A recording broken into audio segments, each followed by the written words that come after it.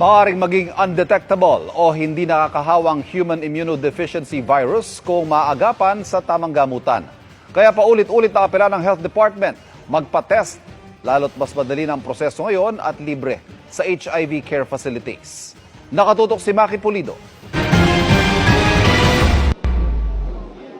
Dahil aktibo ang kanyang sex life, nagpa-test si Gary. Di niya tunay na pangalan noong 2023. Nang magpositibo sa HIV, agad siyang uminom ng antiretroviral na gamot. Wala rin daw siyang mintis sa pag-inom nito, kaya ngayon, undetectable na siya. Ibig sabihin, sa sobrang baba ng kanyang viral load o virus sa dugo, hindi na ito ma-detect sa mga test at hindi na siya nakakahawa. Madami pa po akong gustong gawin. Like ngayon, mag-abroad na. Ayun. Kaya hindi pa din naman siya hindrance. Undetectable is untransmittable. So safe.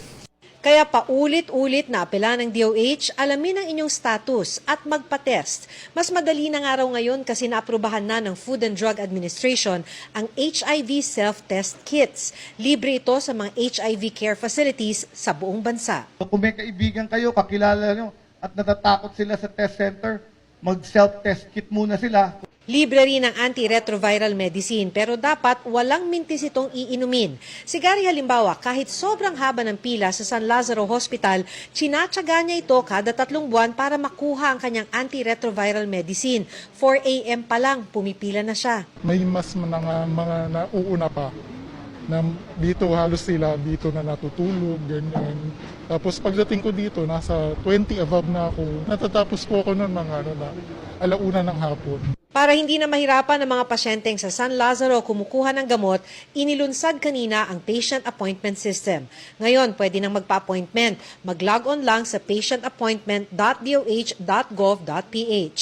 Maaari lang ikamatay ang HIV kung hindi magpa-test at uminom ng antiretroviral medicine.